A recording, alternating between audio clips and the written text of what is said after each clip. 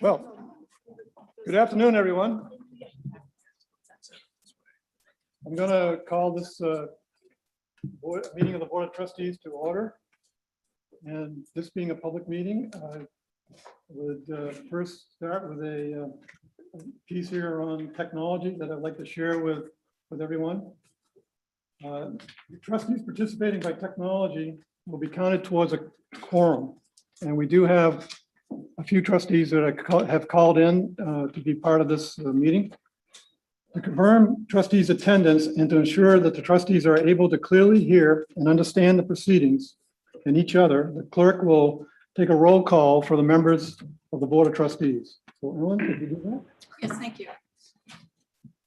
Trustee Martin, are you on the phone?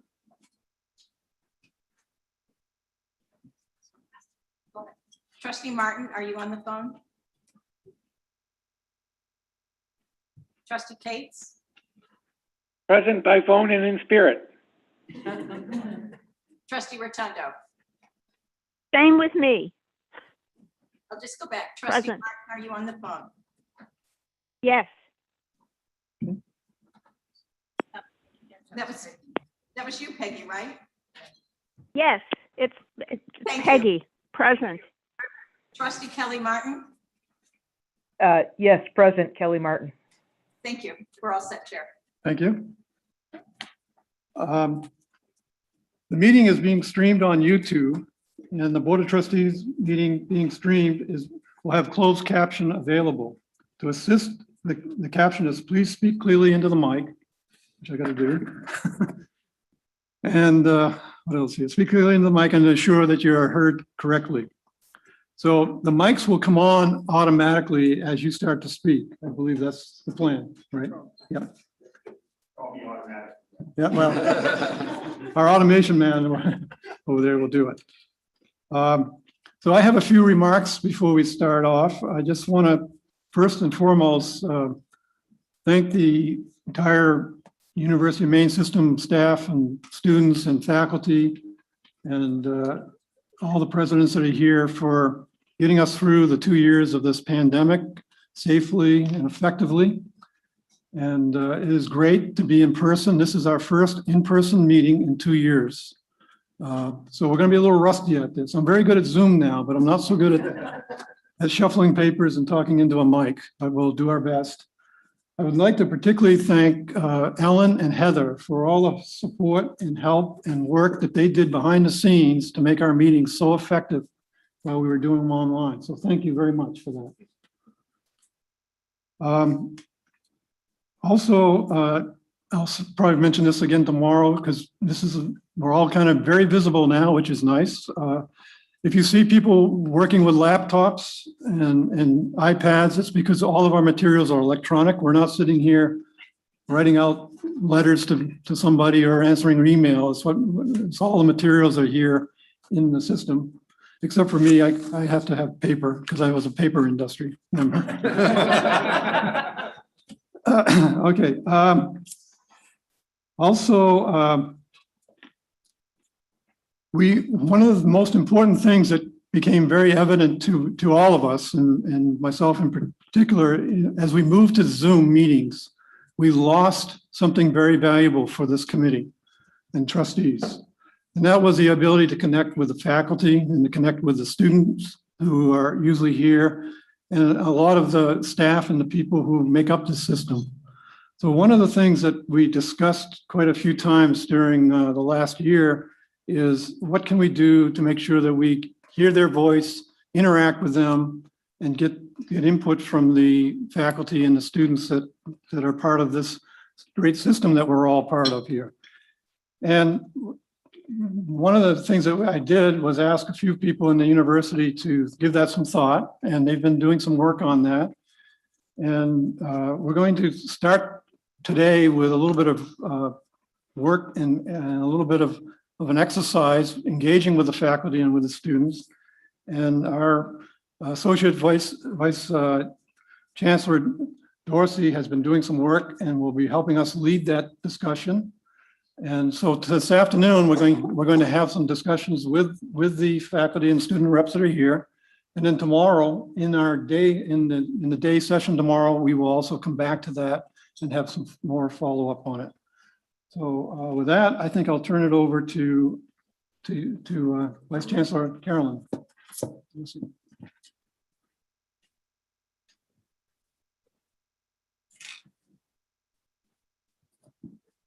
Thank you, Chair Gardner, and good afternoon, everyone. And I must say, it's Associate Vice Chancellor. I noticed the last time you said Vice Chancellor, although I like the sound of it, it is Associate Vice Chancellor. So I thought I'd better make that little correction. I may actually call you Vice Chair too before I'm done. There's too many vices of this and that. So Don't call me late for supper. I'm all set with everything else. I'm very pleased to be here with you today, especially since we haven't been live in 2 years. But I will say it is a bit nerve-wracking to be first up after not having a live presentation in 2 years. So as I'm looking out at everybody, you know, you can be at home normally with a couple screens and all of your talking points on the screen. So we're all getting back to our public speaking class notes, I guess, as we move into the live meetings. But I am really pleased to be here today. As Chair Gardner said, when he started in the fall and thought perhaps at that time some of the meetings would be in person, one of his initiatives was to try and make sure that there was more communication between the students and faculty, but specifically through the reps that represent those populations on our campuses. Wanted to make sure that their voices were heard and wanted to also target the conversations around some key items that are of importance to the system and to the campuses and the students and the citizens of the state of Maine. So one of the topics that kept bubbling up was about student success and, you know, how we think about it, how we define it, how we measure it. And that was what we thought we would do coming back into September, I think was when we initially thought we would be doing this. And then each meeting, as it was decided to be continued in a Zoom format, we sort of pushed it back. So certainly the fact that it's happening this late in the academic year isn't any type of an indication that it wasn't a priority. We just felt it would be, the conversation would happen more organically if we were doing it in person versus trying to do it via technology. So with that, what I would like to do, we're going to spend the next 50 minutes or so talking about a couple of specific points around student success. And I have 4 questions that I'll pose to the group, and we'll move through those and sort of talk about what next steps might look like. But I would like to start by first just taking a quick minute and having the representatives introduce themselves, just perhaps say, your name, the campus that you represent, and then either the program that you're studying or the program that you teach in. And I think that would be some good information as we start off our meeting. So, Michael,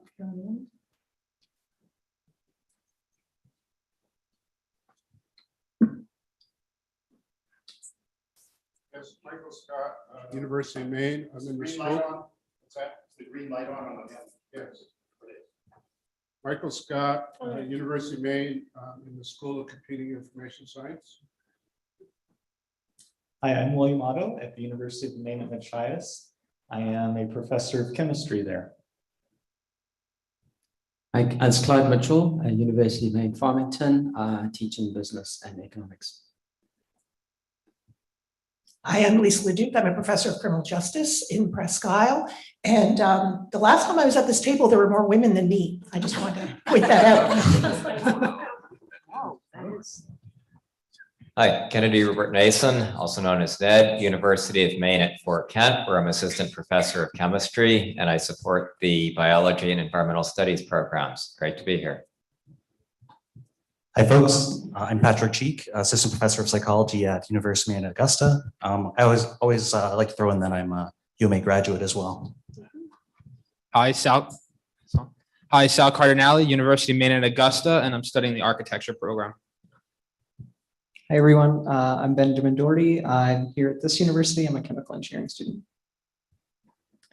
Hello, I am Aiden Mulroney, a history major from University of Maine, Farmington. I'm David Ballard. I'm a senior at the University of Maine at Farmington studying political science and history. Last time I was here, that's 2 years ago, we were in person. That was my first meeting, so it's exciting to be back. Hi, my name is Omar Abdul Jalil. I'm from the University of Southern Maine, studying human biology. Good, thank you. And for those that I've not met, my name is Carolyn Dorsey. I've been with the system for about 13 years. I started at the University of Maine at Presque Isle as a business faculty member, and I was there for about 11 and a half years. And as I transitioned through that time, my time was sort of split between teaching and administration. And that administrative sort of role is what I think led to my transition to the system in the position that I've been in for about the last year and a half as the Associate Vice Chancellor of Academic Affairs.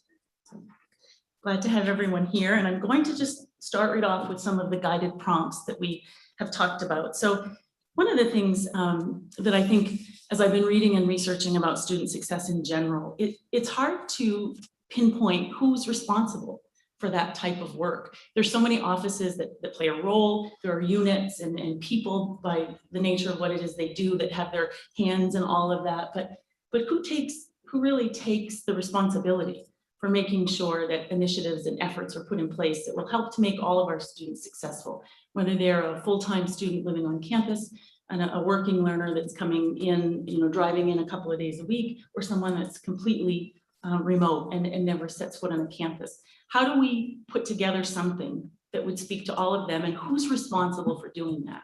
So that was sort of the questions that kept coming up as we were starting to talk about this. So one of the things I thought would be important to do is to start to have a common definition of what it is that we're talking about when we say student success, because I think it means different things to a lot of people. And again, different things based on who you're talking about. So I thought that was probably the best place to start. So I would look to any of the student or faculty representatives or the trustees. Do you have any thoughts about the definition and how we talk about it and describe it as a concept?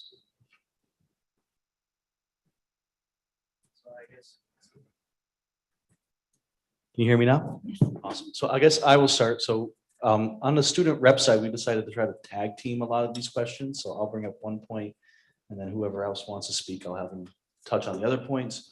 The first thing I think that helps define student success is post-college employment. We go to college so we can get the job that we so desire, and so that would be a huge benchmark of was our time in college and was the university successful in giving us the resources, the knowledge, and the tools to go off and be successful in the real world, and I can say UMF has done a great job for me so far. I just got my job for post-college, so that's quite exciting.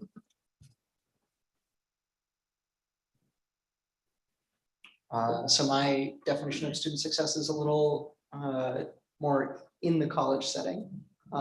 I think that an engaged student is a successful student. So a student that likes going to class every day, finds the material that they're learning interesting, has a group of friends that they can rely on campus, doesn't feel isolated, being part of clubs, being part of organizations. We're all members of our respective student governments. That's a good feeling, and I think that creates a successful student in the end. So that definition of success is inside and outside of the classroom engagement, both of them.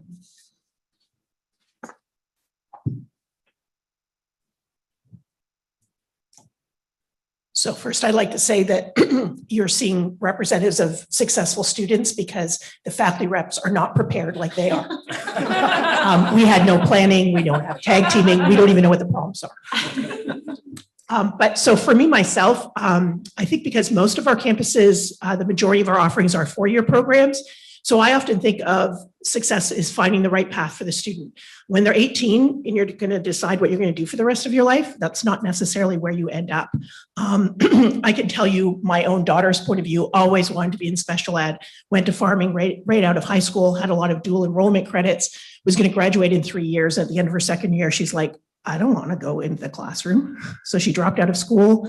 She was at an event in the county, actually, with the Hope and Justice Project, and realized she wanted to work in that area. So she ended up going to USM for Women and Gender Studies. Then she started doing that work, got a job right out, and said, I want to do more. And now she's about to graduate with her master's in social work from UMaine. So she has a very different path to get where she ended. She thought she was going to be a special ed teacher. And myself, for students in my classroom, they think that they know what criminal justice is and they're going to live like, you know, cops, the show, not the real life. And it's not like that. Or they end up with education and go, actually, I don't really like kids that much. What does that look like? So not just finding the job, but finding the right job. And what does that really look like? And figuring that out early. I have to give kudos to UMF. That my daughter in her third semester was in a classroom. And then that's when she realized, this is not what I want to do. So I think success is figuring out that path and having room and time for turns. While they're transitioning the mic, I'm going to add to that my freshman year, I came to UM for elementary education. They had a pilot program, which I don't know if it continued, but in your very first semester, they took you out into the school. And I was at Sedamocha Middle School, and I realized before Christmas that I preferred not to teach children. So I'd also like to add that being a successful student is about being self-aware and empowered. And I'll leave it to you to think about what that means.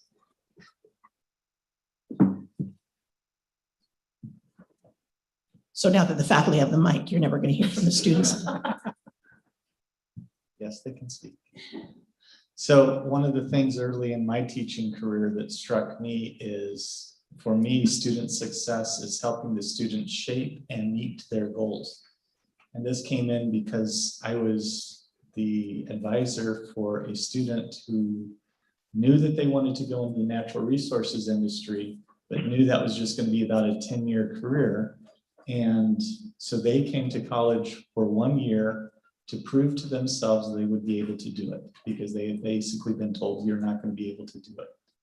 And so they were successfully completed that year and then went on to do the physical labor that they wanted to do, but knew they had the educational path that they can come back to much later down.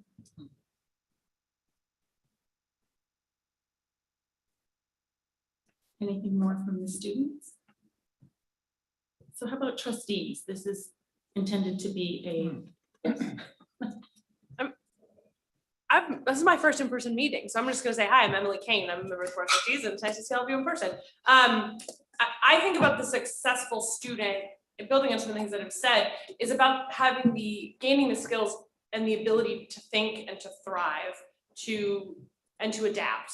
Because I know I changed my major twice, changed my career several times, but the skills I learned on this campus are the reason I was able to make those adaptations, those changes, and have the freedom to say, I can learn that, or I can build on what I learned over here. I think there are technical things about affordability and the ability to thrive that are embedded in financial stability and housing, and then the ability to feed yourself, of course, and have healthcare. But as a student, and what we can do on campus, it's about teaching students to think so that they can be creative, they can have the confidence to take risk and try something new and different.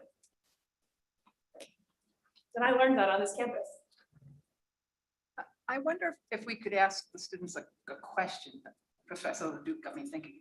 You are successful students. You have peers who struggle.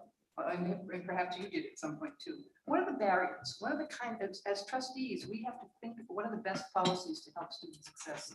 What are some of the barriers and challenges people face that make them unsuccessful or challenge their success? I noticed a lot of my friends, and I try to help them and teach them, it's with courage. I know college helps you find who you really are, using your voice. And a lot of people are just afraid to speak up or come to a friend or a faculty and ask for help until it's too late. And I think I try my best to help them, or even reach out for them to see what the best possible way for them to be successful is. Bridging off of that, I'm a professional tutor on the side, and I have tutoring students who come to me every single semester. And I make sure to let them know that if they even have a hint of struggling, just come to me early and we can work through it all together. It is so much easier if they come early and they ask for that help. I can help them. I can give them a whole lesson plan. Then if they show up 2 hours before a test and say, I have 3 chapters of math, can you just ram it in my head? So I think making those resources available to students early on, making them feel that they can ask for help, is a big challenge, but getting them to ask for help is, they have to come to the plate too, so.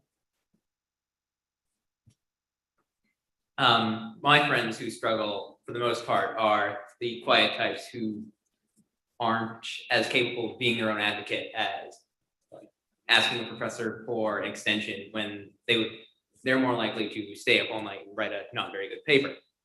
And it's hard to teach people to be able to stand up for themselves.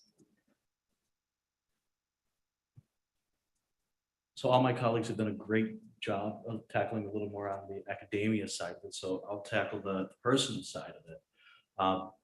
Life happens outside of college. And so part of it could be that professors could be more understanding. I've been very lucky to have a bunch that are. Because outside of the college scene, I work part-time as a firefighter in the town that I go to college for. So there's times where I'm absent for the entire class, show up late, not smelling the greatest, or I'll leave in the middle of class and go do what needs to be done. But at the same time, there's other things that people happen in life. Being a firefighter in Farmington, I had in the same weekend my parents announced a divorce, and then we had the explosion in Farmington that I was on scene for.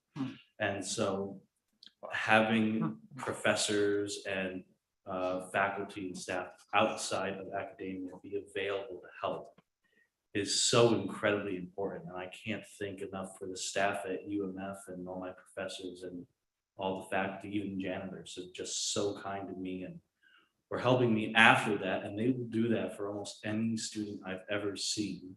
And I think that's part of the key to help us be successful is just, don't make us just feel like we're students and kids. Make us feel like human beings like the rest of us. And go UMF, we're the best at doing that. So I agree with everything David said. And we have a lot of students, especially at USM, that are not traditional. Most students that I know have full-time jobs. I myself have 4 jobs. So we, most of us, have a lot of things to do usually after class. So, given students, I guess, the ability to have classes at, most of the day, like at night classes, or is super helpful for a lot of students. And USM's been doing a great job at this. And just help with them with these resources, giving them all that, tutoring appointments at night, or any of these resources at night would be super helpful to students to ensure their success.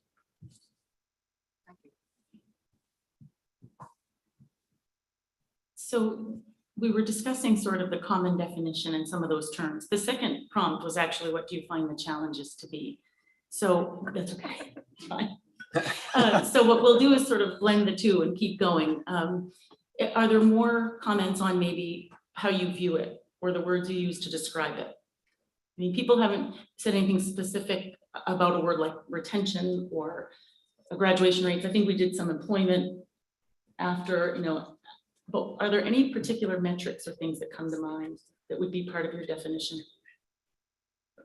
Robert, I think you're included tomorrow.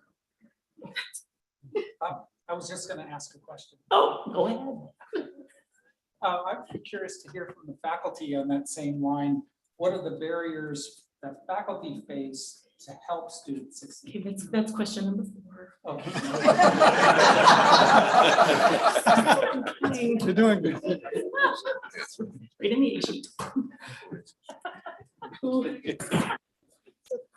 So any of those common metrics, words we use to. Sure. I've recently had a couple of, I have one graduating in May, woo-hoo, and 2 other sons that started here, and they all needed different things. And I think what I heard from the students was a combination thereof. It was the inside-outside classroom. It was the number of times students talk about what student debt is at the end and what life is like at the end, if they can afford a car or an apartment after they graduate. And what kind of job they can accept. So they pass on their dream job to get the job that will make that, so they can afford their college debt and have a place to live. So I like what we're doing here on college debt, because I think that gives choices to get the dream job, as was said. And David, thank you for your service. That was a horrible day in Farmington. But so I'd say, getting people through their first year into the second year, because that's one of the places where people, the biggest challenges happen. I think the first year of college is the biggest adjustment from a maturity standpoint, from freedom to do other things, and balance that fun and academic life. But I think having a well-rounded student. So I think when a student leaves university, no matter what their degree is in, that they ought to be able to think things through and shift, as Emily said, she was able to do, what their career would be because of how they learned how to think and analyze things and then apply to real life. So no matter what your degree is, you ought to be able to adjust to what life does. Because if anything, we're seeing that the pace of change in this world is faster and faster, and having students that are nimble and ready. And that's really hard to say for the faculty to help do, because it's hard to fit that in a curriculum. But what I've heard from the faculty so far, it sounds like that's what they're doing when they talk to students, help them figure out what their goals are and have them find their path. So a lot of one-on-one conversations. All the two sons that one that graduated and the other one that didn't, both had an advisor or a faculty member that helped guide them. So made life differences, even though mom and dad are involved. Having an adult that looks at them as an adult outside the home and shows some faith in them has a big impact. So thank you, faculty, for that. I think finally, when it's not the path for somebody, my oldest son, it wasn't a great spot. His advisor was really good with him and helped him find his way forward. So sometimes it is not, you just persevere. Sometimes it's what really works for you.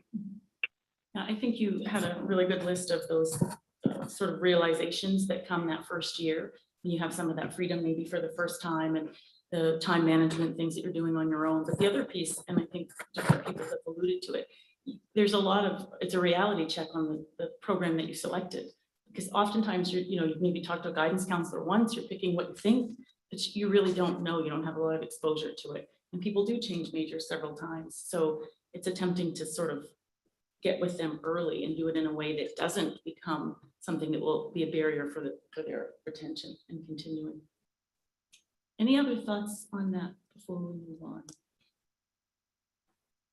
Okay. Yes, Mike Scott. I think one of the most important things to realize is that so much can take place in the classroom, but we have to provide opportunities for students to learn outside the classroom, because that's what shapes so many students is their experiences. And if we can provide more of those, we're going to have more successful students. And there's not really a structure, but we should acknowledge that out of classroom experience is critical for the development.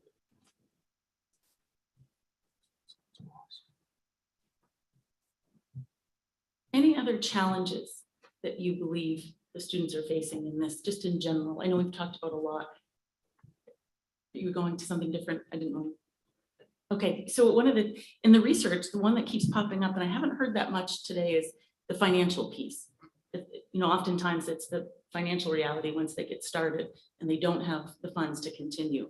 So that is a big piece in how we start to do more programming around that up front so that they understand some of those financial pieces of it, and it will not be a barrier once they're a sophomore or a junior. So something that will keep moving.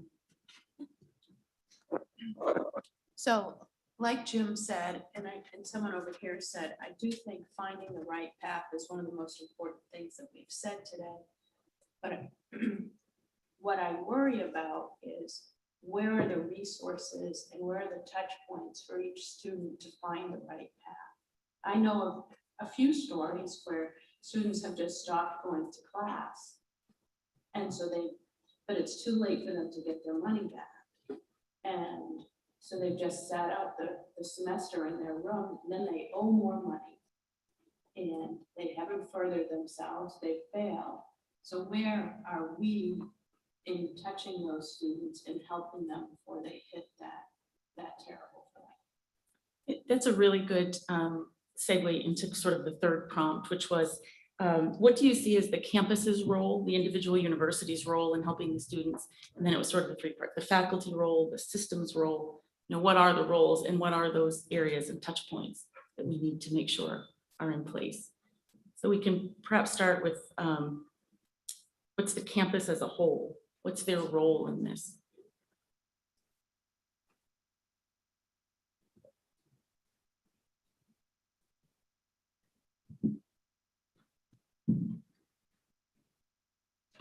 Is that a question for us as trustees? Yes. What? Thank you. Mike. So. I'm not on mute, just. So I think for the campus, the role is building a frictionless process to onboard new students and support them, particularly for the first or second year, but through this evolution of learning through their education. In terms of if they are having financial hardship, what resources do we have available that we can at least give some guidance. If we're some of this, in my opinion, is you start with a vision of something and then it pivots somewhere along that line. And I think those are those points that the university, the campus has to be very proactive to help cut out a new course or scope a new course for that student and ensure successful completion of a degree or a credit or a certification. Other thoughts? How about the faculty role? So it was sort of three part, the campus role, the faculty role, the system. Yes, I'm going to read something that a faculty member sent to me. The campus should provide students a place where they can imagine their own success.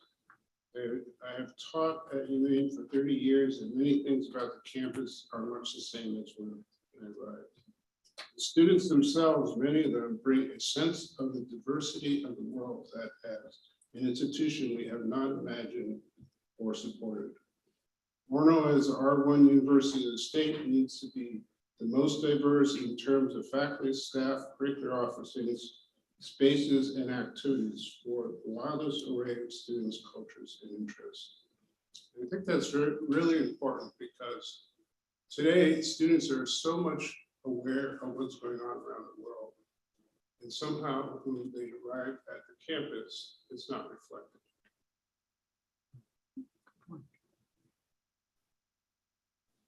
As a campus, how do you, there are pockets of this work happening in all different areas. So as a campus, how do you pull it together in a way that you understand what's happening, where the touch points are, what it is that they're doing? How do you feel that the campus can do that? Yes. So can you hear me? Yes. Yep, okay. So I can talk about the three parts, the faculty part and the campus part and the system part. So to start with the faculty part is to just recognize that every student is different and making sure that education is student-centered. Every student learns in a different way. We have students in the same class, we have, let's just say 30 students in the same class, you're teaching the same subject in the same way. Most chances are some of them are not going to learn it. And how can we tackle that? How can we make sure that every student at the end of that class will learn everything? And I guess that's where the whole student-centered theory education comes from. And that's what I think, at least for the faculty part. When it comes to the campus parts, and I guess for the system too, is that to make sure that all students are included. And we have at USM, we have a whole diverse campus. It's probably one of the most diverse campuses in the system right now. And to just make sure that every student there, everyone there is being included in all type of activities and all classes without being excluded is something critical that we have to focus on as well. And the system, I guess, just to ensure these things are happening in every college. And if one issue arises from one class or one campus, that issue is probably going to be somewhere else as well. And how can we help all students in all campuses that we have? Yes, that's what. Thank you very much. Other thoughts about that?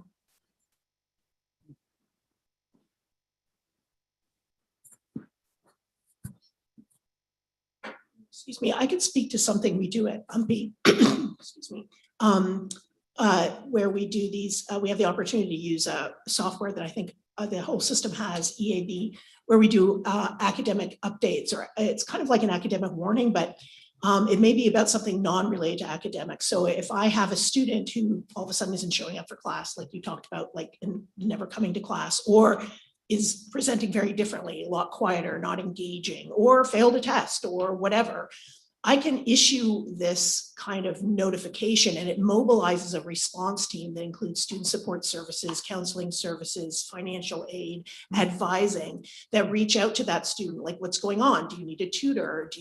Are you homesick? Maybe you need to see some counseling. Maybe you realize you don't want to ever be a teacher and now you don't want to go to class anymore.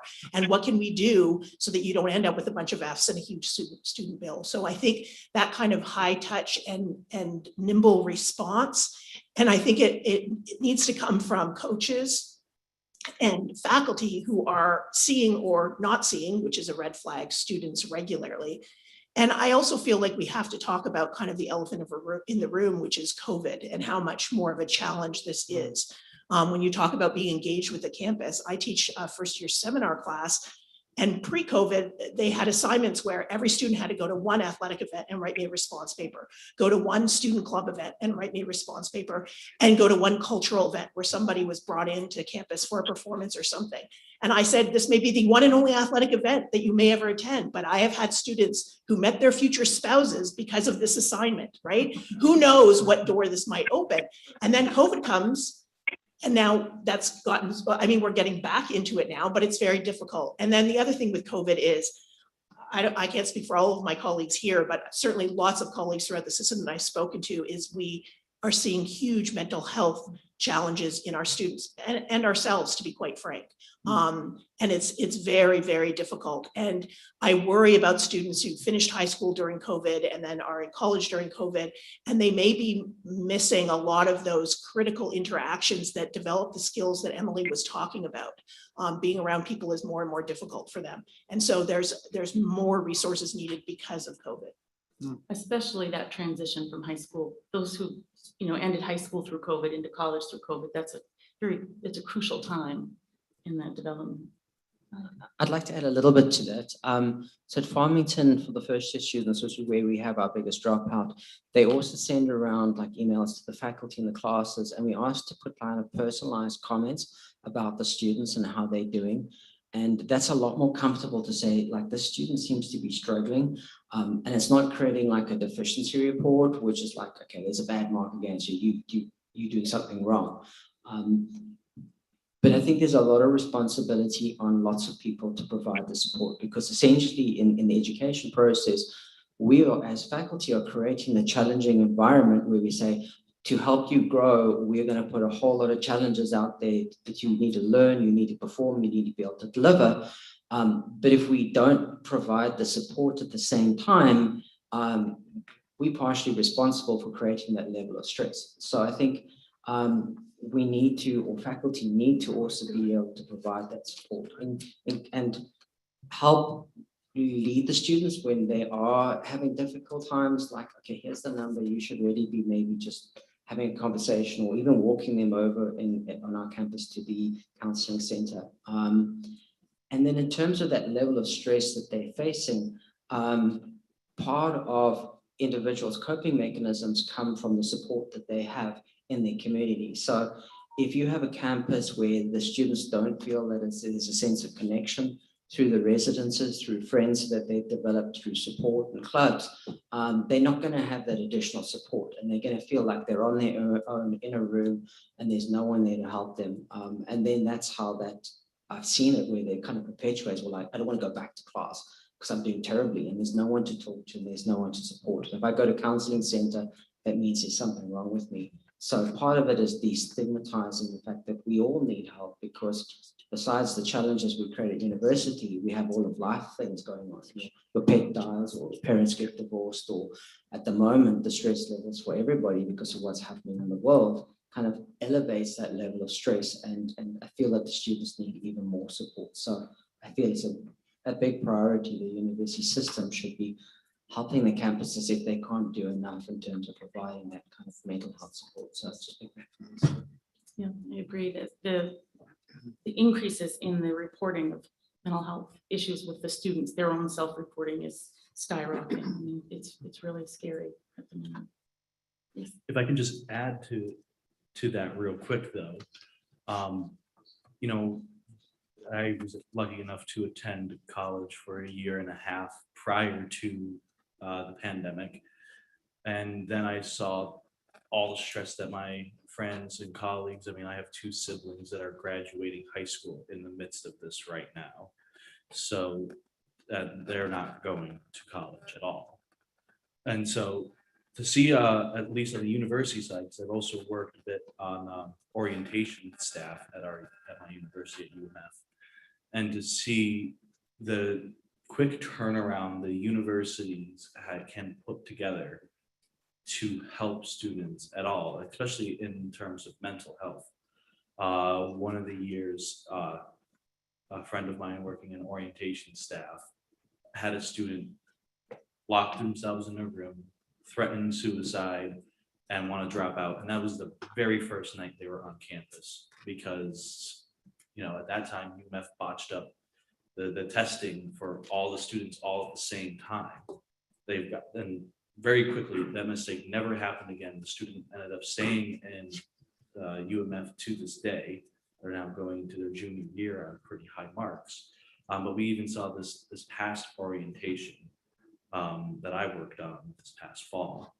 But the university has been very quick to adapt. And I just want to commend at least UMF, and I'm sure the other universities do work just as hard as that, and you guys at the system level, for always continuously trying to find solutions to it. Because sometimes for us as students, we just have no way out. We don't know the resources at our disposal. Thank you for sharing that. So sort of transitioning from that into the next step of the challenge, like the challenges that we're facing. So we've talked about what the students' challenges are in trying to move through this, but what are the challenges of the faculty, of you know, the campuses in trying to provide the services and be supportive? I mean, clearly Lisa brought up COVID. That's been, everything has been impacted. Everything that we do has been impacted the last 2 years. But if you can think before that, Ned. So this actually cross-cuts both the previous topic and this topic at hand, which is it can be challenging to get students to participate in classes. We can provide active learning opportunities. We can do different things to build community. But I have a lot of students in my classes who it takes me the better part of a semester to get them acculturated to a community of participation. And we often lose a lot of ground in developing success during that time.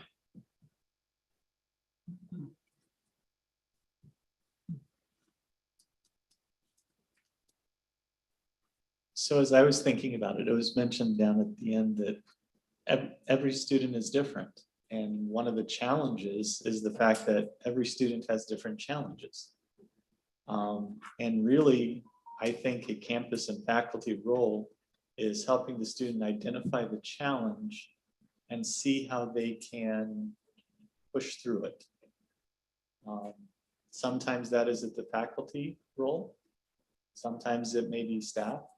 It's going to be different based upon how we have that touch point. But I think we need to think about how can we make it seem like that challenge is surmountable and create that close connection. I was stunned about 10 years ago when I found that students really don't want to go to the faculty office hours because that seems like they then need help, and so they're not successful, and I'm not good enough to do that, and that would be a bother to the faculty. So I actually started, and when I talk about my syllabus, of changing the language of how I do it. And I tell the students, you know what? I'm not necessarily here for the pay. That's not the biggest thing on my job. My biggest satisfaction is helping you achieve your goals. And so I actually tell my students, if you're struggling in this and you're not coming and getting help, you're stealing some of my job satisfaction. And see how people take that then. And it breaks down a barrier simply from that changing the view. And I find it how much, as a faculty member, I can tear down that barrier so that students are more likely to see me and say, oh, I need help with this.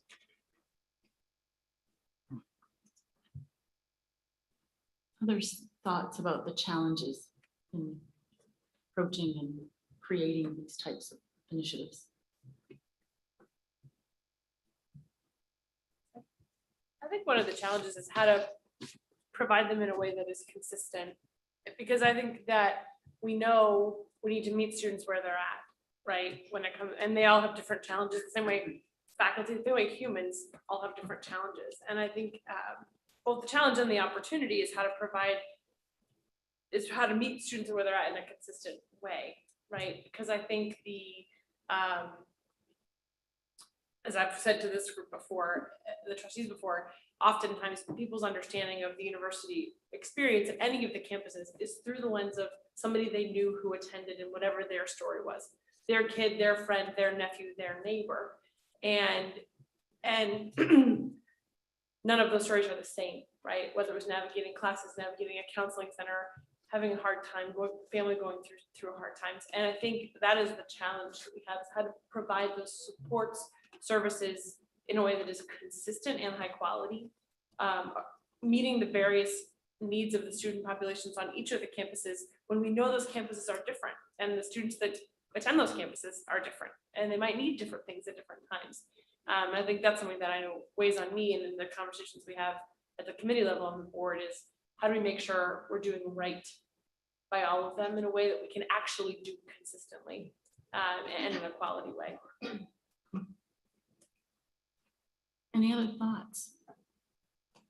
Yeah, I think Trustee Kane has hit on something that I think we as an institution also has to look at what support mechanisms do we have for students.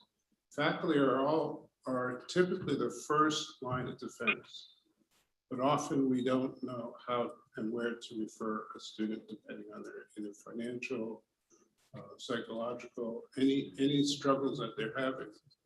And as an institution, we have to make sure that we have strong student services that are accessible.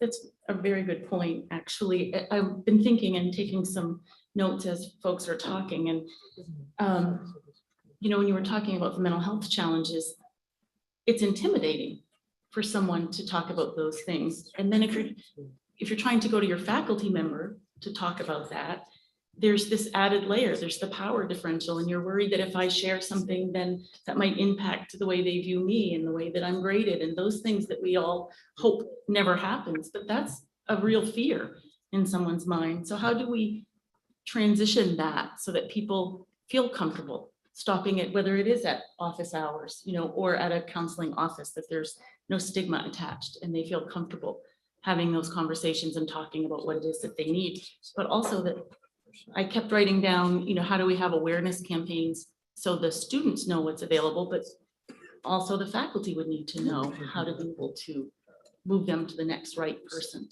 So that's very good. If I may jump in real quick. Over here. Yes. Oh, I was like, I have no idea where that came from. Yes. I can recommend taking a page out of UMF's book.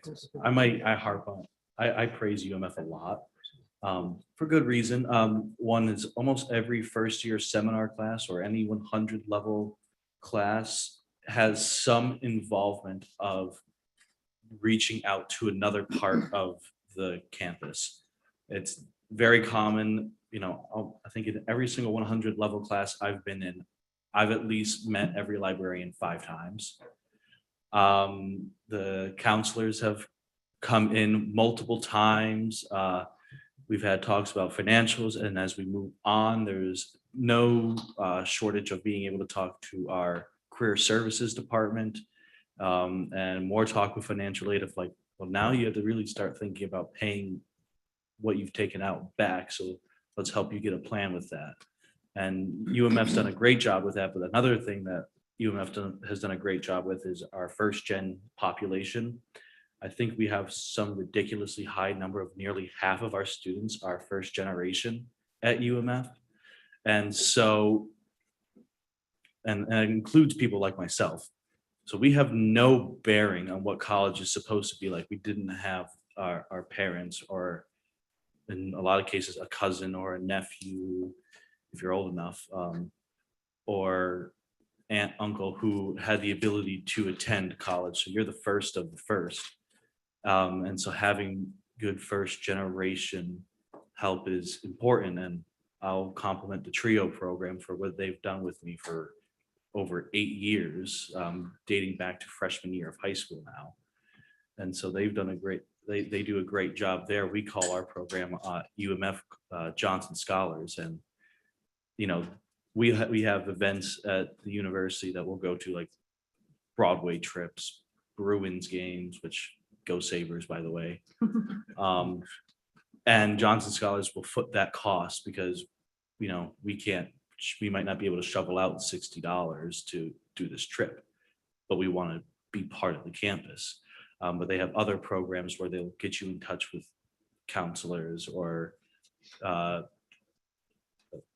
just a whole range of things. But it also gives you a common community of other people who are first gen that have no idea what college is supposed to be like to relate with. And that's one of the biggest things, is having a group that you can relate to. And that's always been something I've talked about throughout my college experiences. I can't thank people enough for getting me in touch with other people who enjoyed political science. Like, I thought there was 4 of us in the world, and we have a whole major of, well, 4 of us. But, you know, we're able to find our connections and find them quite quickly. And I just think that we do an amazing job with that at UMF. I can't speak to any other university. I haven't touched on, but I will say UMF is the best without any knowledge of other universities. Clyde is going to buy your dinner this evening. So in the time that we have left, I want to wrap up, but I also know there are 3 trustees on the phone, I believe. So I wanted to give them an opportunity to chime in if they're able, technology-wise. And I'll speak up. Roger Cates here. I'm terribly sorry I'm missing our first live meeting. I can tell already that this session and others like it are going to be really helpful to us as trustees to better understand what's going on in the various campuses. Thanks to all of you who've stuck your neck out to participate. I've certainly got a different perspective now, having heard from all of you, so thank you. And this is Peggy Rotundo. I just want to thank you all for a very interesting discussion. I've learned a lot, and this is very helpful for me as a trustee to be thinking about and learning about, and I know it will certainly help me going forward as we do this work, and I'm just very grateful for all of you. Thank you.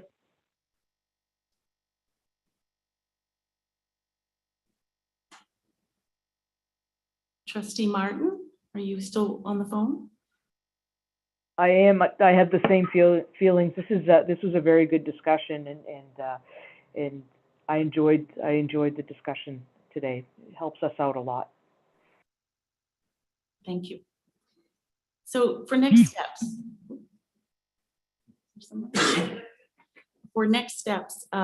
we have a similar session tomorrow on the agenda where there will be a conversation with some of the presidents and the system leadership with the trustees.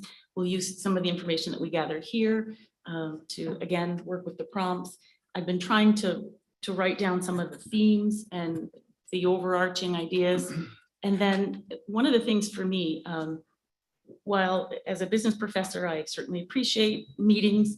One of the things that irritates me is when you have meetings and talk about things and then nothing ever moves forward from that point. So I really want to take all of the information that we get tonight and again tomorrow and try and come up with anywhere from 3 to 5 sort of different initiatives, discussions that we can move forward and try and see what we can't do. There's a few that have come to mind already. Lisa had mentioned EAB and the platform that some use for their early alerts. And I'll be honest, as a faculty member, when it was introduced, we had some sessions. I remember thinking this is one more place that I have to go and add information. And I was a bit put off at first until I started to really understand that it's much more robust than just where you put something if somebody didn't do well on a test. It's a way to really begin to understand the patterns of behavior with a person and be able to move in early with some sort of an intervention. So it's incredibly helpful, but I don't know that all campuses use it equally. I don't know that faculty understand how much there is available there. So there's some very specific things that we could move forward quite quickly to begin to have these conversations and bring about the awareness. But I would just offer the next minute or two if anyone has any last thoughts, something that they weren't able to say before. Yeah. Yeah, there was just one more thing I want to Yeah. mention. Is that, we have to also think about, what kind of individuals we make out of college later on. And just being able to advocate for themselves is something that we have to make sure all students learn how to do. It's something that we, a lot of students come from different backgrounds, from different households. Some of them may not be, as forward with, advocate for themselves as others. So how can we, overcome this kind of challenge? How can we make sure that all of them are able to speak up when they need, or ask for help when they need them for any type of issues? That's all we have. No, it's wonderful. Thank you. Thank you. Anyone else with any last thoughts?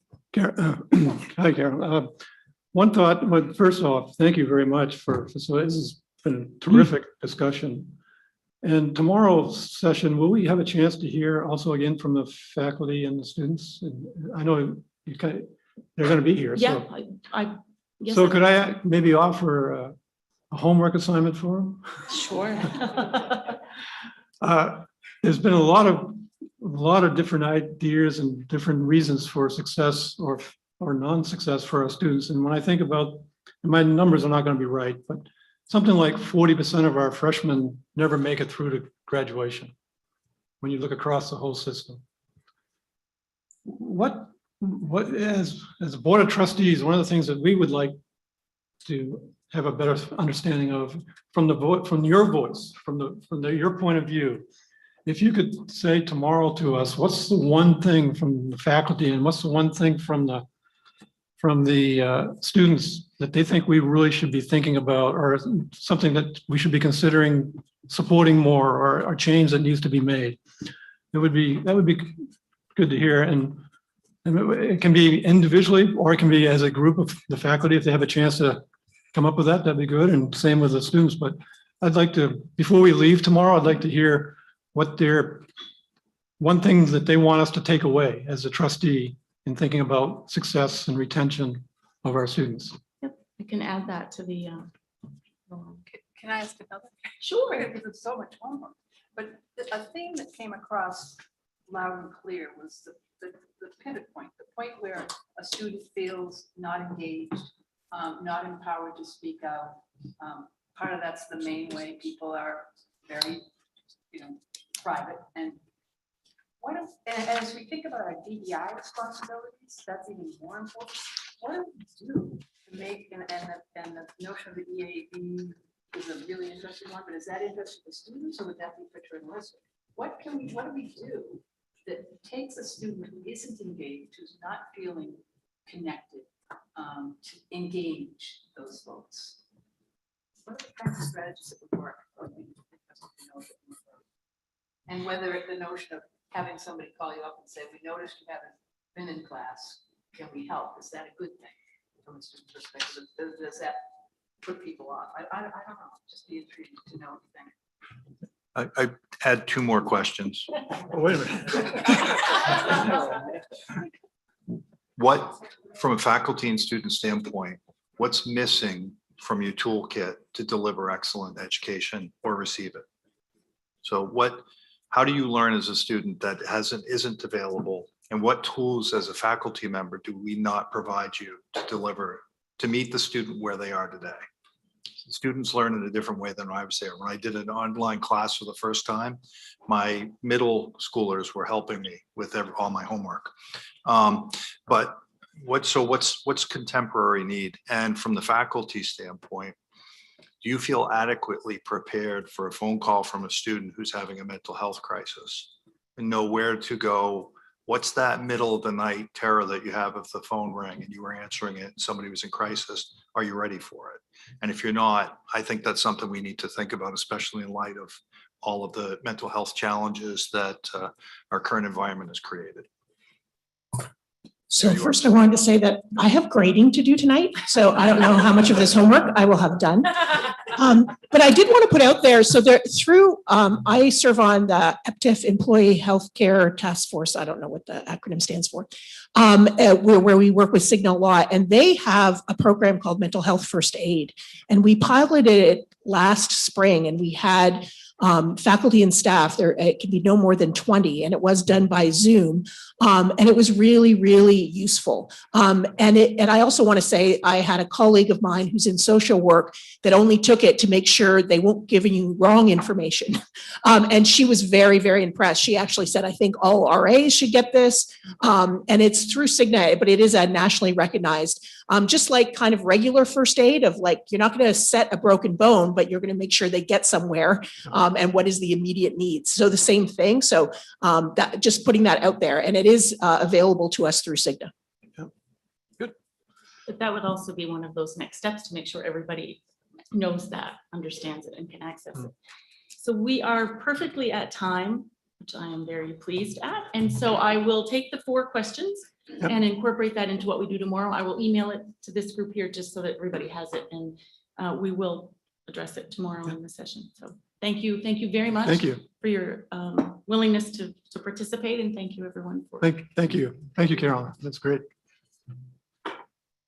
All right, our next topic for this afternoon is one that we were hoping to be able to do earlier in the year, and we weren't able to get together in person. So it's great to be here on campus, and I'm going to turn it over to Vice Chancellor Joan and President Joan Berndy Monday, but it's to talk about the athletics and all the great things that they do and all the important things that they do around creating community and the environment of success here. And look forward to hearing about it. Thanks, Chair Gardner, and I'll be brief. I'll be introducing Ralph, but I want to say that I think this presentation is going to flow really nicely from the last discussion that we just had. And we're delighted to have the chance to talk to the board about what goes on at the University of Maine in athletics, but at the same time, to think about the ways in which we all can learn from one another, and in the many, many best practices that go on in our Department of Athletics. Just a word or two about Ken. He was the first hire that I made here. I'm very, very proud of that. Now, of course, with that came the responsibility that he had to try to teach a president about athletics, one who knew almost nothing about it, while at the same time coming in and providing tremendous leadership here at the University of Maine. He came from Colorado College. He's been at other institutions. And what I think is most critical about what Ken does here with athletics and with his great team is that they do put students' well-being first. And I think second, perhaps, they put the importance of athletics and the student athletes as a major part of the university beyond the work that they do in the athletics arena. So without further ado, I'll turn this to Ken. He's going to give you a bit of a glimpse into what goes on here at the University of Maine in Division I athletics. Thanks, President Berndy Monday. It's good to see everybody. It's nice to be in person. I actually get to see people's faces, which we haven't done in quite a while, so that's awfully nice. And it was actually, it was kind of nice to be sitting here in the last hour to listen to the conversation, because as somebody who deals with the co-curricular side of life here at the university, I listened in with great interest. In fact, I loved our student response to what was a successful student. It was an engaged student.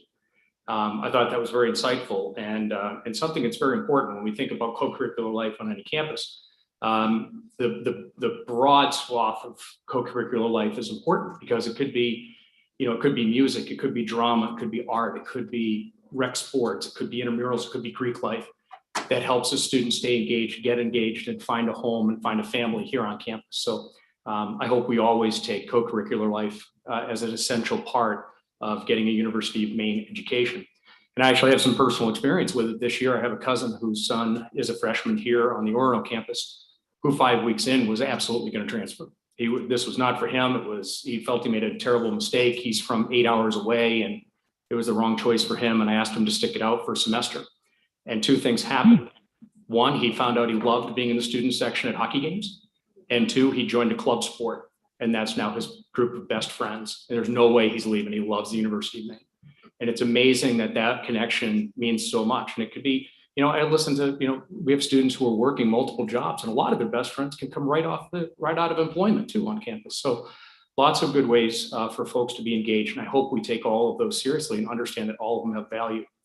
The other thing is listening to that conversation that concerned me a little bit is I think we have to be very cautious about what we term, when we think about success, what does that mean?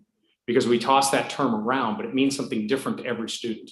For some students, success is going to be graduating with honors and moving on to med school or law school or grad school, while for other students, success means graduating.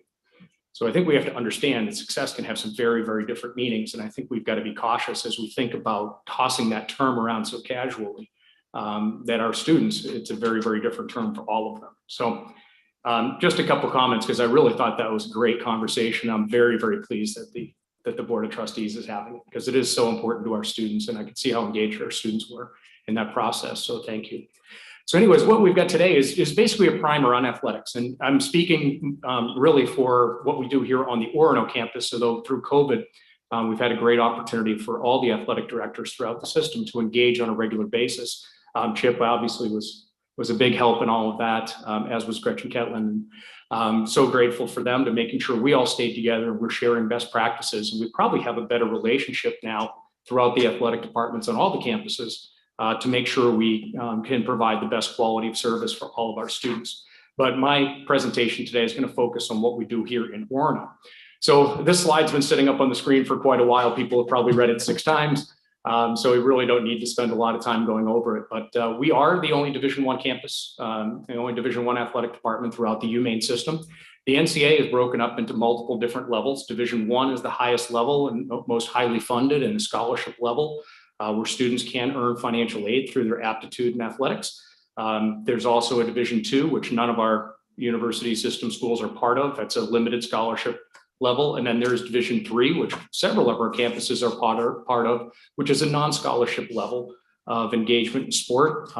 There also are some ways to participate in athletics outside of the NCAA umbrella. You can have the NAIA, National Association of Intercollegiate Athletics, and also a new one that's United States Small College Athletic Association, which we do have a couple of campuses who are engaged in now. So it's nice that there are plenty of opportunities for students to engage, and for different size campuses and different populations to be able to work towards having success in athletics.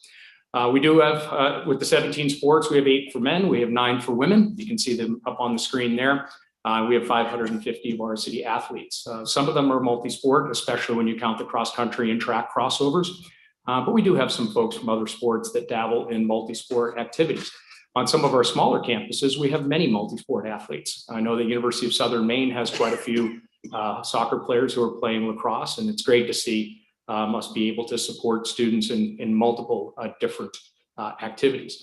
Here on UMaine, as we start to think about our DEI initiatives, one thing we're really proud of is we feel like we're a living, learning, active laboratory here because we do have students from all over the world participating in our programs. And you can see we have 26 different nations represented on our rosters, which is incredibly exciting to learn about different viewpoints and different values. And our international students have just been absolute rock stars in the classroom. And it's really been a lot of fun for me. And I think one of the more enjoyable things for me about being the athletic director here is interacting with all these students from different backgrounds, and they have different motivations and different interests and bring different things to the table. And it's been a wonderful part when you think about the diversity element of what we want here. And I really feel like our students are gaining an edge as they think about a global marketplace that they're going to enter into upon graduation, that they've had these experiences of having to interact with teammates who maybe have English as a 3rd or 4th language. who have different backgrounds and viewpoints. So that's very, very exciting. It's something we're really proud of. We go to the next slide. You have a slide advance already. I do. Look at that slide advancer. Look at that.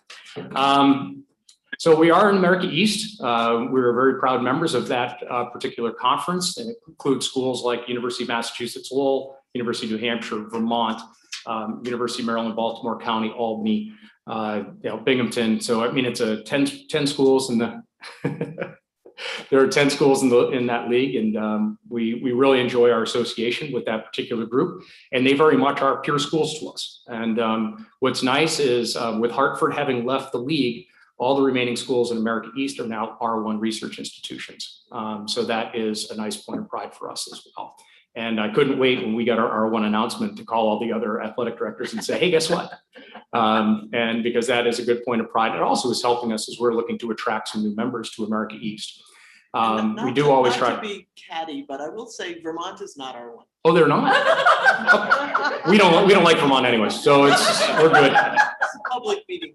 No, but I mean, but they're all research intensive institutions, and so, but like New Jersey Institute of Technology is a very recent addition to R1 as well, and it's nice to be involved with other schools that have similar aspirations from an academic perspective. We're in the Colonial Athletic Association for football, which includes schools that stretch all the way down into North Carolina. And I think, folks who are familiar with our hockey program could recite off the top of their head the schools involved in Hockey East, with schools like Boston College and Boston University and Northeastern and Providence joining some of the other America East schools in sponsoring hockey with us.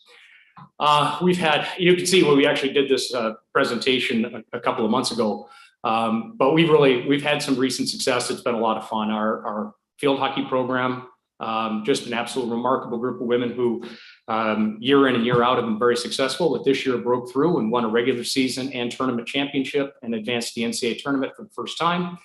And it says women's basketball has won 3 conference championships since 2018. That is now 4 conference championships, as we just won it back a few weeks ago, the regular season, with a team that really should have been picked in the lower half of the standings, but Coach Vachon did a wonderful job with that group. Our football team has had some recent success, and and Jim Oliver on our track program just was a shining light at the Pan Ams, and it was exciting to see UMaine get some recognition on the national stage. So one thing that we never take for granted is the fact that we're supposed to be students first, and I very rarely use the term student athlete. It was a coinage that came up with the NCAA to avoid antitrust laws, and so I've never been fond of using the term student athlete. I always use the term students. There are students, they just happen to be varsity athletes. We don't say, student dancers, we don't say student dramatists, or we don't say student governmenters. I just think there are students, and I take a lot of pride in the fact that we see them as student first. And if we throw around the term athlete too often, they tend to not see the academic side of things first. And, you take a look at some of our GPAs, and we were, the varsity athlete GPA is significantly above the non-athlete GPA on this campus. And in fact, it's not even close. And we take a lot of pride in that. Now, granted, there's a lot of accountability. You have a lot of people looking at you. This is always tracked. This is always public. You have to have certain standards in order to remain eligible to participate. So there is a different accountability to be good in the classroom versus the non-athlete. The other thing is we actually do have very good support for the athletes in terms of their academics. We have very good academic counseling, and we do have great tutoring involved in assisting our students. They have to do their own work, but there are people there tracking them and taking care of them throughout the process to ensure that they stay on track to graduate. The graduation rate for athletes is also almost 15 percentage points higher than it is for non-athletes on this campus. Not 15% higher, 15 percentage points higher, and that's significant. I think it doesn't surprise people to see women's basketball have such a high GPA, but when people see the men's ice hockey team with almost 3.7, that shocks a lot of people. This fall on our men's ice hockey team, there were 10 students with 4.0s, 10. Last year of the 5 colleges, we had 3 of them with athletes had the highest GPA in their colleges. We take a lot of pride in that. And we did win the Robertson Cup for the highest grade point average of any athletic department in America East. We've only done that 3 times in 15 years. So we take a lot of pride in that. One of the other things that's interesting about a varsity athletic program is the reach that you can get from it. It actually becomes quite an effective marketing plan. And people always look at athletics as just the outflow. How much money are we spending on athletics? And I tend to look at what are we getting back from it? You know, I look at it as an investment, not as an expense. And I love to put this slide up because I think people get shocked when they see the level of engagement we have with our social media platforms. And these are just a couple I've picked out. These are the sports specific ones. I'm not even showing the overall athletic social media reach. And, you know, we want to keep involved and engaged. This is with alumni and with fans and with prospective students and others. And we've worked really hard to build these numbers. I mean, this is how students are communicating now. This is how the world engages, is through these social media platforms. And as new platforms become available, as new ways to reach target audiences become available, we're going to adapt and evolve and work to create new content that people are going to enjoy. And we create a lot of new content. We have a sports communications department that works on this, that we produce shows, and we have fun little things like, you know, coaches in cars getting coffee, where a coach is interviewed, you know, kind of like the Jerry Seinfeld comedians in cars getting coffee. We do it with coaches. We do, you know, interviews with different students or with coaches or we've done a lot with alumni recently to try to engage different types of our populations that we need to reach.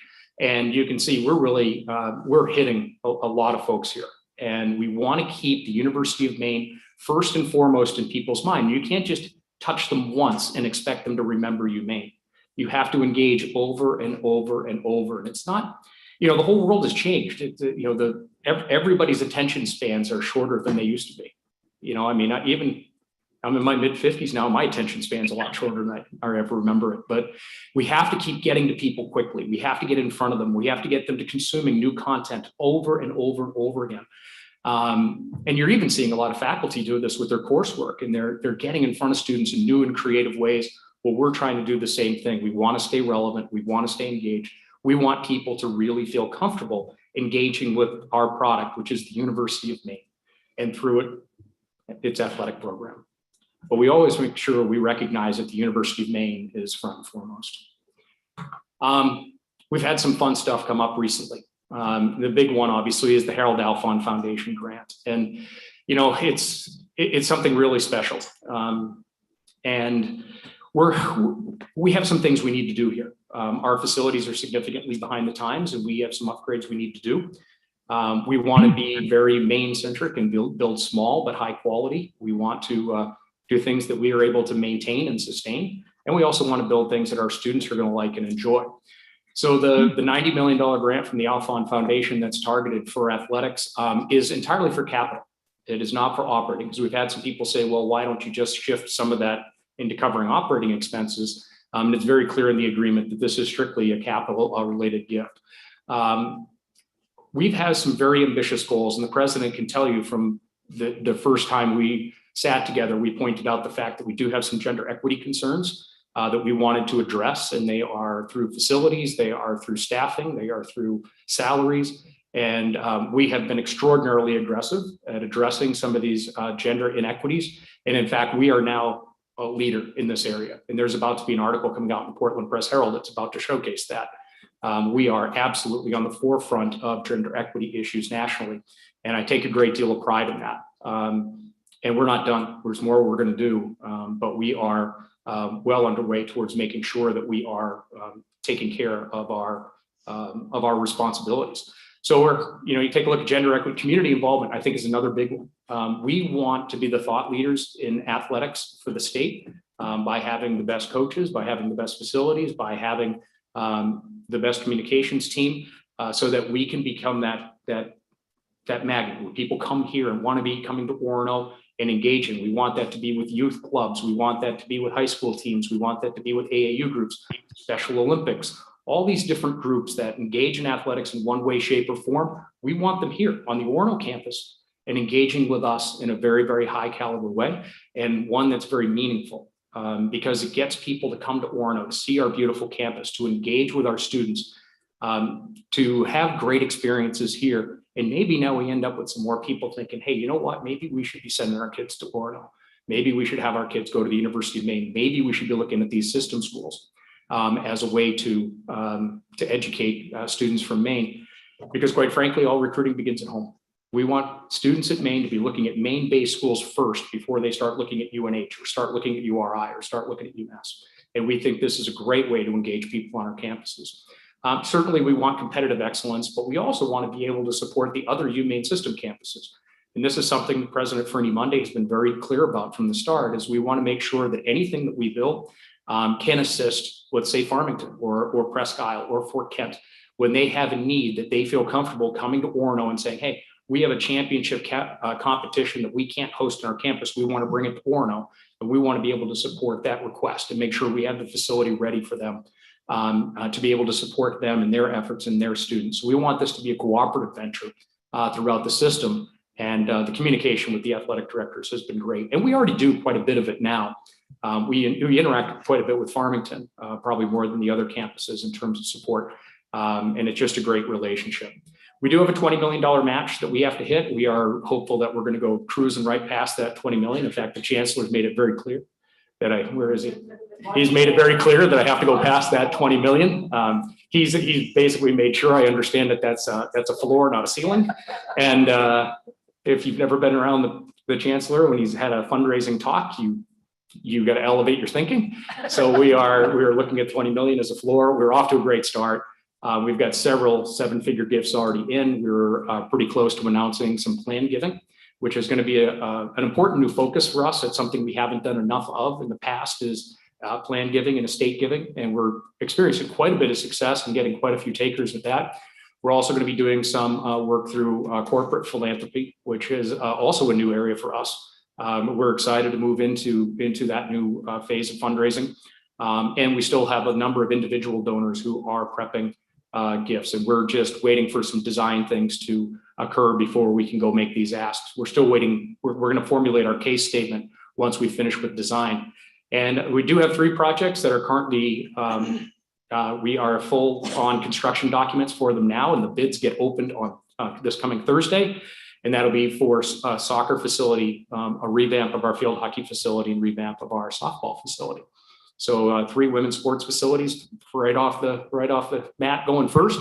And the designs are absolutely beautiful. I think people in the community are absolutely going to be thrilled by the product. But what I really like is they're right-sized for us, but they're also projects that we're going to be able to maintain long-term, because it's one thing to say you built something that isn't that special, but can you maintain it? And that's something that we've really been focused on, is ensuring that anything that we put together, we're going to be able to take care of long-term, because we don't want to put something up that's going to look terrible 10 years down the road because we didn't have the resources to be able to support it. So looking at what we can do from a department, we know with these 3 projects, we're going to be able to support them to a high level, and we're going to be able to maintain them in a way that's going to keep them looking great for a long period of time to come. And that's important to us. Everybody loves pretty pictures. This is not exactly how they're going to look, but this gives you a sense of the scale. This is a quick view of our proposed soccer facility. It's actually, it's going to be, that's showing it a little farther east than where it's going to go, but that's about what you're going to see from a seating perspective. And then softball, again, the seating is pretty accurate in terms of what we're doing. The entire field will be a turf facility, so it'll all be synthetic, which will allow our softball team to play more home games. This year, all of our home games are lumped into a 15-day stretch, all of them. You know, and they don't play a home game until the middle of April, because we do not have a synthetic turf field, and their field just isn't going to be ready.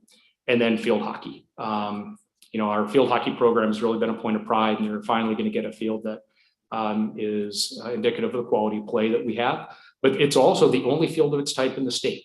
And that's going to be really exciting. Field hockey in the state of Maine has produced quite a few Division I caliber talents out of high school. And this is, you know, be a great place for us to be able to do camps and clinics and assist the students from around the state for reaching their dreams, for being able to play field hockey at the highest level. So I think there we go. I got all the way through it, and we went through it pretty quickly. But again, it's just a little bit of a primer on what we're doing in athletics here, how we manage our business in athletics, and I'd be happy to take any questions that people might have. It's my favorite topic. That was not obvious at all. Yeah. Comments or questions for him? Go ahead. Thank you, Ken. That was a great presentation. I was at the game at Pitt with the women's basketball game, which was amazing. And I'm just curious about that space. It has both sentimental, but not really, it's not like functional, but it's amazing. Once you get everybody in, it's really cool. I'm just wondering about that space. It has so much history, and also it's, I think even though we lost, it was pretty intimidating for all of you to have to play us in there. And I'm just curious what your thoughts are on that in the grand scheme of things. You know, it's interesting. And for those folks who are not familiar with the Pit, it's the gymnasium that's in Memorial Gym. It was built in 1933. And for 70, almost 70 years, it was the home of UMaine basketball. It seats about 1,300 people. It looks like it was built in 1933. It looks like something straight out of Hoosiers. And but when you fill it up, it really is an intimidating place because the crowd is right on top of you. It's the steepest seats you've ever seen, and watching people get down to their seats, they're holding on for dear life, hanging onto those railings. You know, for some of our fan base, it's a really hard building to navigate.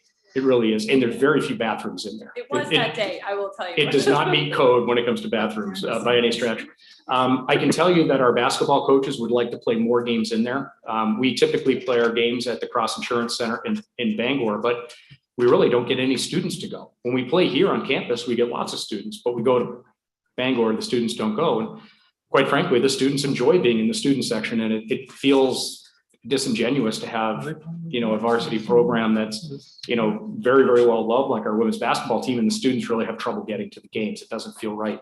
I think you're going to see more games go in there. As part of the build out with the Alphon plan, we are looking at a basketball facility on campus that we would build in some respects to mimic the Pit and some of the advantages we get playing in there. Unfortunately, because of the design of the Pit and where the load bearing beams fall, it's not a facility we can renovate. But it will, the plan right now would be to keep it as the basketball practice facility. Great, thank you. Others? Any? Mr. Chair? Yes, go right ahead. Thanks. Roger Cates here. I got a couple of questions I can't, sir. I'm from Augusta, proud home of Amy Vachon, by the way. But just a question. You're talking about competitive excellence, and I wonder if you have any thoughts on whether having good competitive teams has an impact on two things. Number one is the number of people who apply for admission, and number two is just in general alumni giving. Is there a correlation between those things at a place like Maine as opposed to, say, in Alabama or Notre Dame? Well, you know, there's been actually a lot of academic study on this, and the findings are inconclusive. Everybody calls it the Boston College effect or the Flutie effect from when Doug Flutie, had that great pass in 1985 to win a championship, and applications to Boston College spiked. 1993, when Florida State won a national championship in football, their applications went up 180 some odd percent in 1 year after winning a national championship. So there's certainly a lot of evidence out there that could be the case.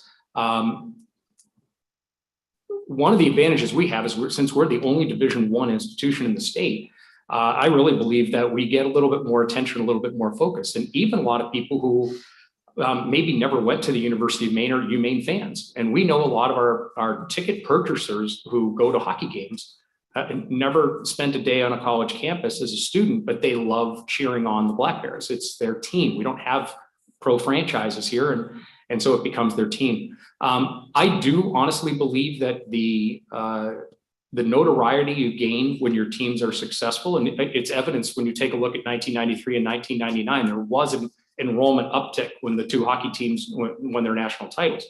But I do think it does focus attention to the university, and it gives you that opportunity to tell your story. And again, it's that marketing piece of athletics that has a lot of value. And we're always looking for positive ways to tell our story. And, I mean, right now with some of the research projects we've got going on, it's a fantastic way to tell our story. Us having 8 Olympians this year was a great way for us to tell our story in a positive, engaging way. Winning teams help you tell your story. And so that's what I would want to do, is leverage successful programs to tell the story of the University of Maine to benefit everybody. Thanks. Mr. Chair. Yes, excuse me. go ahead. I have a question, if I might. Thank you. Hi, Ken. This is Peggy Rotundo calling in. Can you tell me whether or not the Supreme Court decision that the NCAA could not borrow modest payments to student athletes, does that impact your program in any way, that decision? There we go. There's a good question. Well, I was hoping I'd get out of here without having to answer that one. But you're talking about NCAA. No, you're talking about NCAA versus Alston, which was just settled, and it's actually it's a fascinating case. It's absolutely fascinating. If anybody looking for some material to help you sleep at night, it's a great way to read through some legalese and nod off. But the Alston case, it deals with educational benefits. It doesn't deal with pay for athletes. So this is something that's confused quite frequently. They say, okay, well, because of the results of the Alston case, we can, athletes can now use name, image, and likeness. Alston was about being able to access more money for legitimate academic purposes beyond just tuition fees, room, board, and books, which we were at. We've now added cost of attendance, and now you can do up to $5,950 in legitimate educational expenses at the Division I level, which obviously would destroy our budget if we did that. But that's now allowable, and you're now seeing it at most of the bigger schools. But what's fascinating about the Alston case was not the actual Alston case itself. It was about the opinions of the justices when they handed down their opinions. That really made it clear that name, image, and likeness was now going to be the order of the day for Division I athletics, where athletes could now monetize their personal brands. And we have several students here who are now doing it, very low levels, but they are seeing the opportunity to leverage their personal notoriety through sport into game. And what basically it's allowing them to do is do what every other student can do. So for example, if we had a dancer here, a really talented dancer who wanted to teach online dance courses and be paid to do it, well, that student certainly can do that. But an athlete, would say with a great basketball player, could not run a camp under their own name and profit from their knowledge of basketball. So why could the dancer do it, but the basketball player couldn't? So basically what this has done is it's allowed students to be able to monetize their expertise. And we are going to have some students who are going to run their own camps this summer. We're trying to help them through it. It's a great experience. And a lot of our students are business majors, and it's really been a lot of fun. And we actually have some students partnering with each other, where one student's doing the business side while the other student is doing the actual athletics piece. So it's really been a neat way to have some different types of engagement. And it'll be interesting to see where this goes. I don't think we're going to see a lot of students see big profit out of this. And we're very concerned about our international students, because they cannot monetize their name, image, and likeness in the US because it would violate their visa status. So we've got a little bit of an equity there, which I think needs to be addressed at some point. But it's exciting. It's a different time. Unfortunately, with the big schools, you're seeing this name, image, and likeness be used entirely for recruiting, which is a shame. It's not what it was meant for. And but you're seeing, deep-pocketed deep-pocketed donors that are setting up these collectives to basically pay athletes for their service. And good thing is we're not doing that here at Maine, and I hope we never do. I do everything we can to help our students monetize their name, image, and likeness. And if they can generate a little bit more income by doing that, I'm all for it, because I think it's a great lesson for later in life and may help them set something up for the future. Great, thank you. I just want to note that one of the great wisdoms of the University of Maine system over the years is that there have been very few deep-pocketed trustees. which is why we're sort of immune from fundraising. Yeah. Yeah. Great. Anyone else? How's your bracket doing? No. Well, we don't do brackets. It's an NCAA violation for us to do brackets. It is. We cannot do, and nobody involved in athletics can do any kind of a pool or anything like that. It's a violation. Yep. So that little known school, St. Peter's, And by the way, I can't thank you enough for scheduling this meeting while the Elite Eight is going on and while the hockey championships are going on. So I couldn't thank you enough for that. Yeah. I mean, it is a fascinating story. Their applications will probably go up pretty significantly. Well, the traffic to their website is up well over 1,000%. See, yeah. How does a school do that? How do they, Illinois school become, all of a sudden, this great team that will then transition into making some money and have skyrocketed applications and all that? How's that happen? Well, you know, what's interesting is St. Peter's was only 10-6 in their own conference. You know, so they were okay. They ended up winning their conference tournament title. Everybody thought Iona was going to win it, but St. Peter's ended up finding their way to, and now they've caught lightning in a bottle and they've won 3 straight games in the NCAA tournament. And now there's lots of different ways they're going to profit out of this, because, you know, one of which, when your website traffic is up 1,000%, there's going to be some downstream advantages to that you're going to capitalize on. Their alumni engagement is off the charts right now too. And what's interesting is they are on top of it. Well, I'm seeing what their president and athletic director and their alumni association are doing to capitalize on this moment, because they know this is fleeting. You're talking about a series of days to catch this, and they are right on top of it. They've been really smart about how they've managed this. But I don't think there was a secret formula. They have a great coach in Shaheen Holloway, who they're about to lose. As soon as they lose their game, Shaheen Holloway is going to be named the head coach at Seton Hall. So they're going to lose him to a school right down the street in South Orange. You know, so they timed it right. There's nothing special that happened. There's no reason why it couldn't be Maine at some point too. And for those of you watching, we just hired a new basketball coach too, that, knock on wood, is going to, Chris Markwood, that's an unbelievable hire for us. I can't believe he said yes. I mean, I acted like he was going to say yes the whole time, but I'm still in shock that he actually said yes. Where is he from? He's from South Portland. Nice try, Chancellor. You tried to get me to say it. I wouldn't bite. And he's from the University of Maine. Yeah. There we go. But no, I mean, they've done a great job in terms of recognizing they've got something special here, and they capitalized on it immediately, and they had everybody ready to roll. And that's a place that, quite frankly, doesn't have the resources that we do when you think about the full campus. And if we ever get to that position, it's something that I hope we can capitalize on as well. I think the first time men's basketball ends up in the bracket is going to be a pretty special moment for the entire state. It'd be nice to see us all be able to enjoy it. Great. All right. Well, go ahead. I just want to highlight and compliment you and the program for all the students who are doing so well academically in these athletics while they're traveling around the country. There's lots of disruption in their day.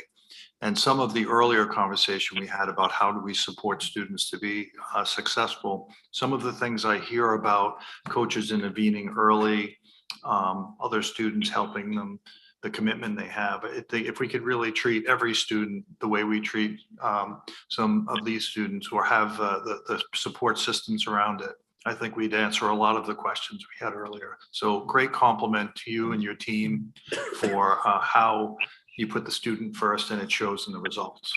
But thanks, Jim. I appreciate that. But, you know, it's interesting to me. I think a lot of the credit goes right back to our faculty here.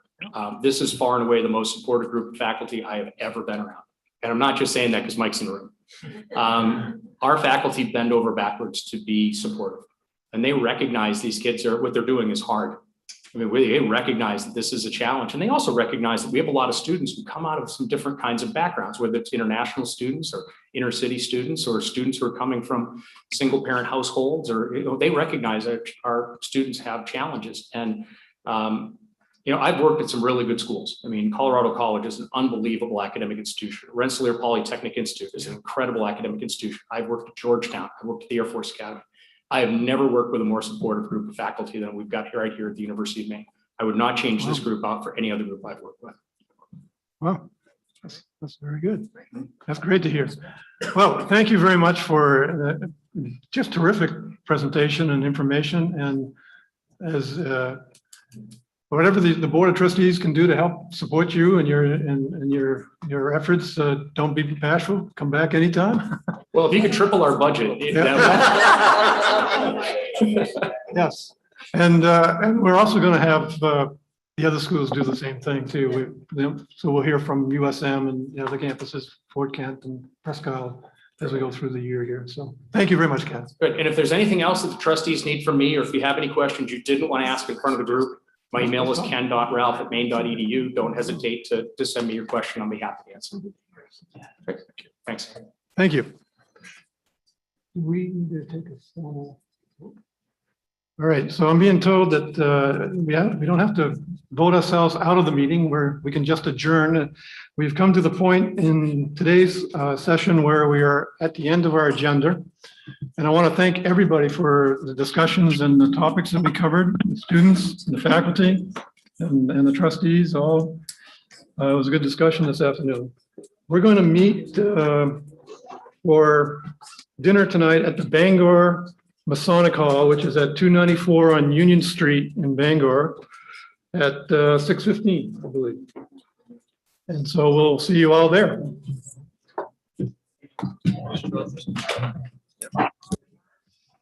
Yeah, good stuff. Yeah.